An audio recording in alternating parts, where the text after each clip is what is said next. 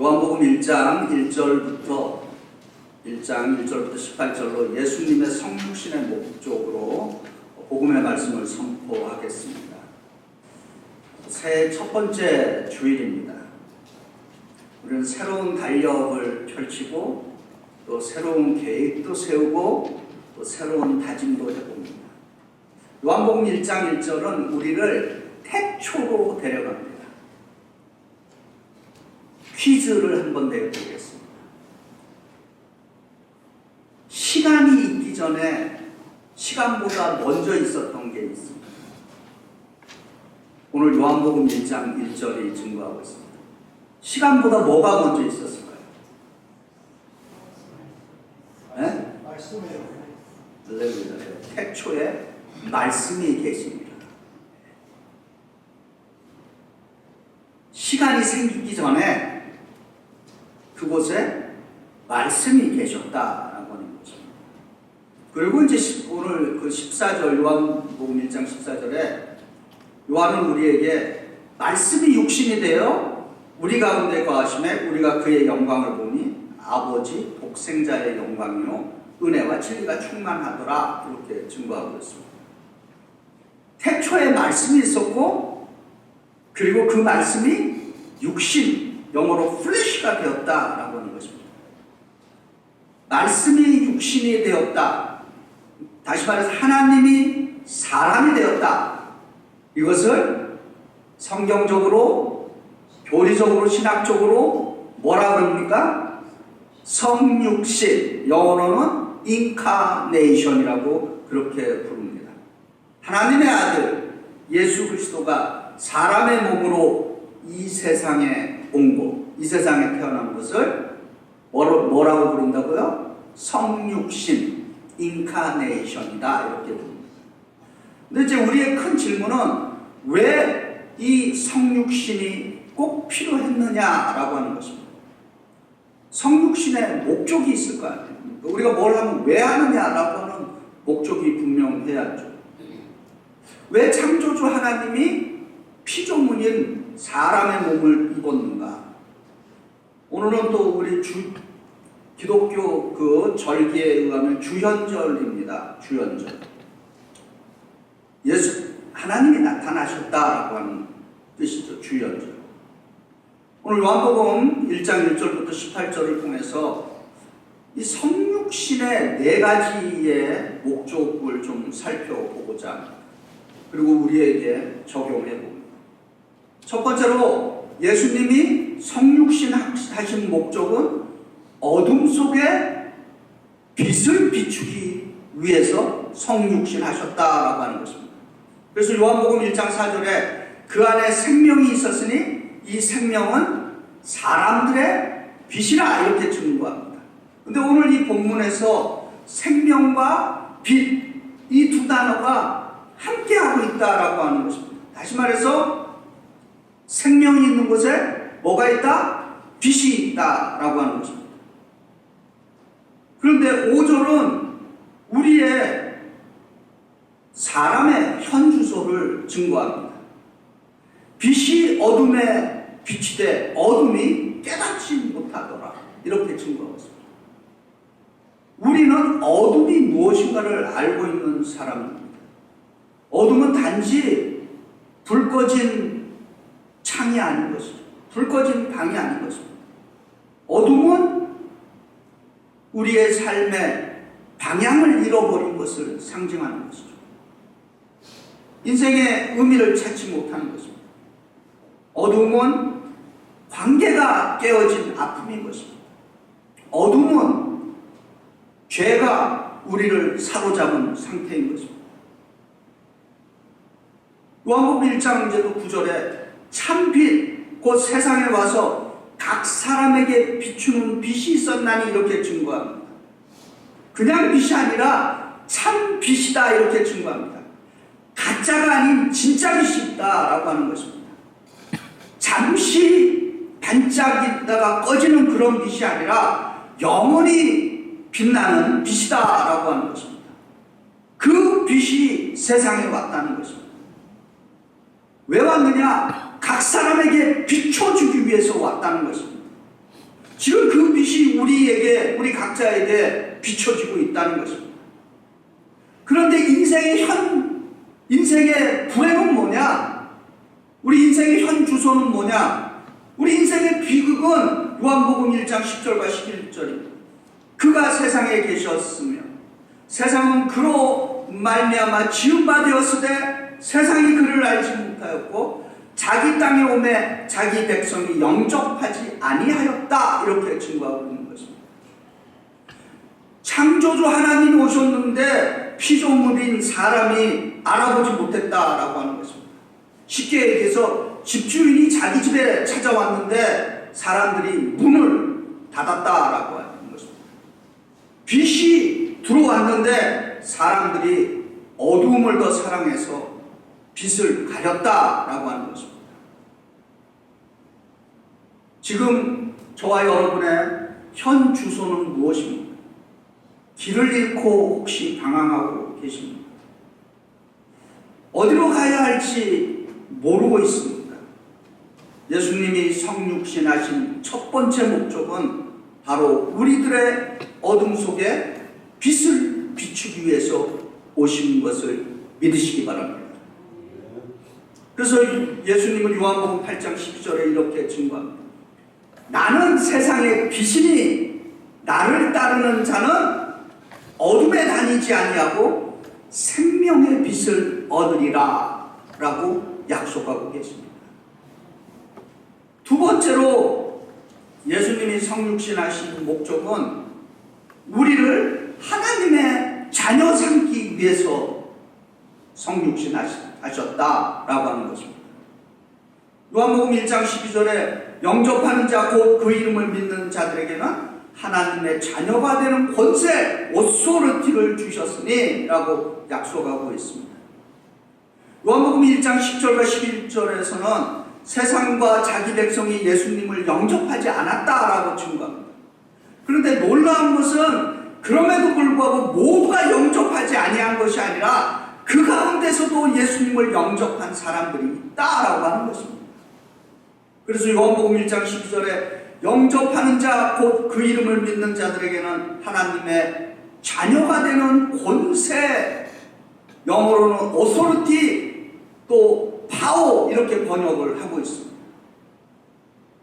예수님을 영접하는 사람에게 주시는 놀랍고 위대한 약속인 것입니다. 권세는 권리, authority, privilege, 그 다음에 ability 이렇게 번역할 수 있는 거죠. 그래서 놀라운 것은 우리가 이 권세를 노력해서 쟁취한 것이 아니다라고 하는 것입니다. 우리가 자격이 있어서 준 것이 아니다라고 하는 것입니다. 우리가 예수님을 영접한 선물로서 하나님의 자녀가 되는 권세를 선물로 주셨다라고 하는 것입니다. 우리가 예수 그리스도를 통해서 하나님의 자녀된 것이 우리의 새로운 정체성, 뉴 아이덴티티인 것입니다.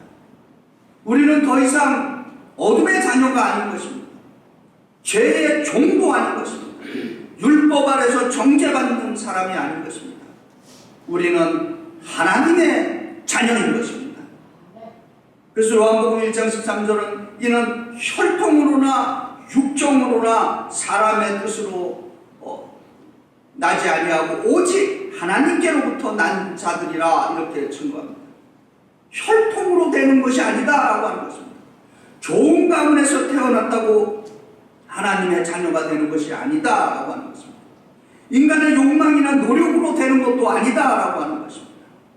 사람의 뜻으로 되는 것이 아니다라고 하는 것입니다. 나는 하나님의 자녀가 되겠다라고 결심한다고 되는 것이 아니다라고 하는 것입니다. 예수 믿는 사람은 두 번 태어납니다.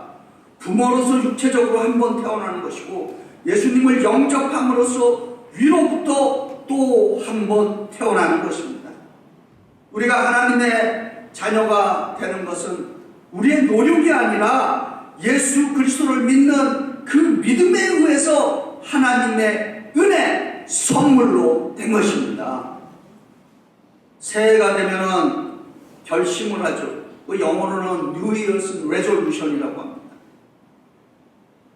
오늘 새해 되면서 새해 결단 하신 분들이 있을 겁니다. 근데 통계에 의하면은 새해 새해 결단 New Year's Resolution 해갖고 몇 프로가 지키는 줄 아십니까? 통계에 의하면은 80%가 탈락한답니다. 그러니까 20%가 겨우 지킨 자기의 그 새해 레졸루션 지킨다는 겁니다. 혹시 오늘 본문처럼 나는 좀 더 착한 사람이 되어야 되겠다. 좀 더 성실하게 되어야 되겠다. 좀 더 경건하게 되어야 되겠다.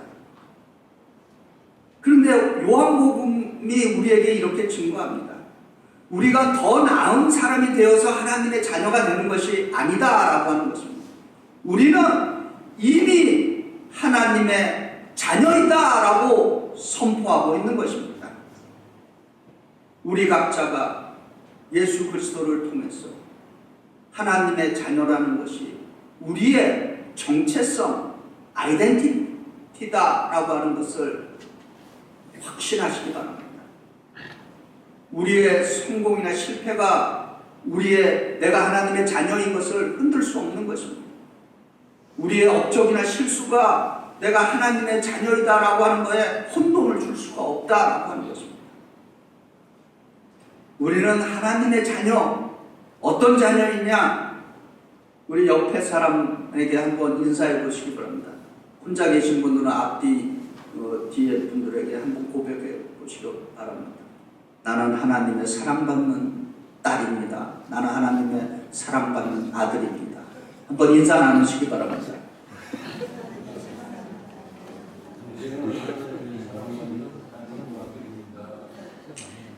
고백한 대로 될지어다. 아멘. 세 번째, 예수님이 성육신하신 목적은 은혜와 진리를 충만하게 증거하기 위해서다라고 하는 것입니다. 요한복음 1장 14절에 말씀이 육신이 되어 우리 가운데 거하시며 우리가 그의 영광을 보니 아버지 독생자의 영광이요 은혜와 진리가 충만하더라 이렇게 증거하고 있습니다. 오늘 이 말씀에도 참 놀라운 것은 은혜와 진리가 충만하더라. 은혜와 진리가 함께 가고 있다라고 하는 것입니다. 이 말씀을 좀 묵상해 보면 이런 걸 발견할 수 있어요. 은혜만 있고 진리는 없으면 어떻게 될까? 은혜만 있고 진리가 없다. 그것을 우리가 싸구려 은혜라고 얘기하는 것입니다. cheap grace. 또 반대로 진리는 있는데 은혜가 없으면 어떻게 되느냐? 진리만 있고 은혜가 없으면 사람이 냉혈한 인간이 되는 것입니다. 성경적으로는 냉혹한 율법주의자가 된다라고 하는 것입니다. 예수님 안에는 은혜와 진리가 함께 충만하다라고 증거하는 것입니다. 1장 16절에 우리가 다 그의 충만한 데서 받았으니 은혜 위에 은혜로라 이렇게 증거합니다. 영어로는 grace upon grace. 이게 무슨 뜻인가? 파도를 연상해 보시기 바랍니다. 은혜는 끝없이 밀려오는 파도와 같습니다. 아침에 눈 뜨면서 하나님 오늘도 생활 주시고 생명 주시고 감사합니다. 근데 밤에 잠자리에 들면서 하나님 오늘 하루 종일 은혜 받게 해주셔서 감사합니다. 2025년도에도 은혜를 받았는데 2026년에도 은혜를 우리는 받는 것입니다. 주의 은혜는 끝없이 밀려오고 끝없이 부어주시는 것입니다. 이것을 은혜 위에 은혜로라 라고 그렇게 표현하고 있는 것입니다. 예수님이 성육신하신 목적, 은혜와 진리, 은혜 위에 은혜를 부어주시기 위해서 오신 것을 믿으시기 바랍니다. 네 번째로 예수님의 성육신 목적은 하나님을 나타내시기 위해서 오셨다라고 하는 것입니다.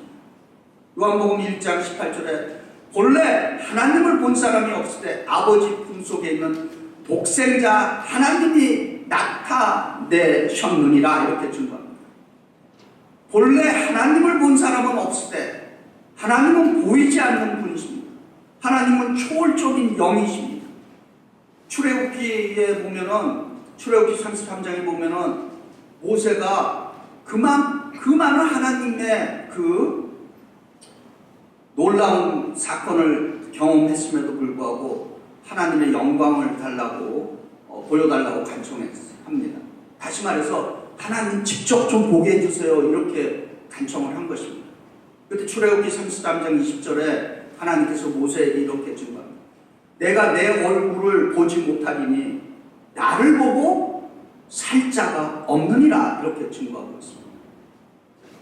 사람은 하나님을 볼 수 없습니다. 왜냐하면 우리의 눈으로 하나님의 영광을 감당할 수 없기 때문인 것입니다. 우리의 이성으로는 그 하나님의 놀라운 신비를 이해할 수 없기 때문인 것입니다. 왜냐하면 하나님은 너무 크시고 너무 거룩하시고 너무 초월적인 분이시기 때문인 것입니다. 그런데 오늘 본문 18절 후반절에 아버지 품속에 있는 독생자 하나님이 나타내셨느니라 이렇게 증거하고 있습니다. 아버지 품속에 있는 이것은 얼마나 친밀한 하나님인가, 사랑의 하나님, 가깝게 있는 하나님인가를 증거하고 있는 것입니다. 나타내셨다. 이 말에서 우리가 주속한다는 해석이 이 말에 담겨 있습니다. 나타내셨다. 해석하다. 주속하다. 드러내다. 다시 말해서 예수님은 하나님을 주속하고 계신 분이시고 예수님은 하나님을 나타내 보이시는 분이시다라고 하는 것입니다. 우리가 하나님이 우리를 사랑하는지 어떻게 알 수 있겠습니까? 예수님을 보라는 것입니다. 요한복음 14장 9절에 예수님은 빌립에게 이렇게 말씀하십니다. 빌립아, 내가 이렇게 너와 이렇게 오래 있었는데 내가 나를 알지 못한다. 나를 본 자는 아버지를 보았거늘 어찌하여 아버지를 보이라 하느냐 이렇게 말씀하고 있습니다. 예수님을 아는 분은 하나님을 아는 사람. 예수님을 보는 것은 하나님 아버지를 보는 것입니다. 예수님의 하신 일을 보면은 하나님이 하시는 일을 볼 수 있습니다. 예수님이 보여주신 사랑을 깨닫게 되면은 하나님의 사랑을 깨닫게 되는 것입니다. 오늘 본문의 그 14절에 이렇게 증거합니다. 말씀이 육신이 되어 우리 가운데 거하시며 거했다라고 우리는 번역을 했는데 원래 의미는 영어로 pitch the tent, 텐트를 치다. 성경의 용어로는 장막을 치다라고 하는 것입니다. 예수님이 육신이 되어 우리 가운데 거했다라고 하는 것은 예수님이 우리 안에 예수님의 거처, 텐트를 지었다라고 하는 것입니다. 구약에서 하나님은 이스라엘을 위해서 장막을 쳤습니다. 텐트를 쳐주셨습니다. 왜? 그 장막을 통해서 임재하셨기 때문인 것입니다. 그래서 출애굽기 40장 34절에 그때 구름이 해막을 덮고 여호와의 영광이 성막에 충만하며 이렇게 증거합니다. 이제 예수님은 우리 가운데 장막을 치고 계십니다. 하나님이 우리와 함께 계신다는 것이죠. 하나님은 우리와 함께 하시는 임마누엘 하나님이신 것입니다. 하나님은 더 이상 멀리 계시지 않습니다. 하나님은 우리 가운데 집을 짓고 거하시는 분이시다라고 하는 것입니다. 오늘 말씀을 요약합니다. 예수님이 왜 사람이 되시는 성육신을 하셨습니까? 첫째, 어둠 속에 빛을 비추기 위한 것입니다. 우리가 길을 잃고 방황할 때 예수님은 우리의 길이 되십니다. 둘째, 우리를 하나님의 자녀 삼기 위한 것입니다. 우리에게 새로운 정체성, 하나님의 사랑받는 자녀라고 하는 정체성을 주기 위해서 오셨습니다. 셋째, 은혜와 진리를 가져오시기 위해서 오셨습니다. 우리가 율법 아래 정죄받지 않고 은혜 위에 은혜의 삶을 살기 위해서 오신 것입니다. 네 번째로, 하나님을 증거 보여주기 위해서 오셨습니다. 우리는 예수 그리스도를 통해서 하나님이 누구신지, 하나님이 우리를 어떻게 사랑하고 계신지를 알려주시기 위해서 오셨습니다. 이제 2026년 새해 우리가 무엇을 이루느냐, 이것도 중요하지만 더 중요한 것은 우리가 누군가를 깨닫는 것입니다. 우리는 빛을 받은 하나님의 자녀입니다. 우리는 하나님의 사랑받는 자녀인 것입니다. 우리는 은혜 위에 은혜를 살아가는 하나님의 자녀인 것입니다. 우리는 예수 그리스도를 통해서 하나님의 사랑을 아는 자녀인 것입니다. 2026년 이 새해에 이 새로운 정체성을 붙들고 은혜 위에 은혜의 삶을 살아가는 2026년이 되시기를 주의 이름으로 축원드립니다. 아멘.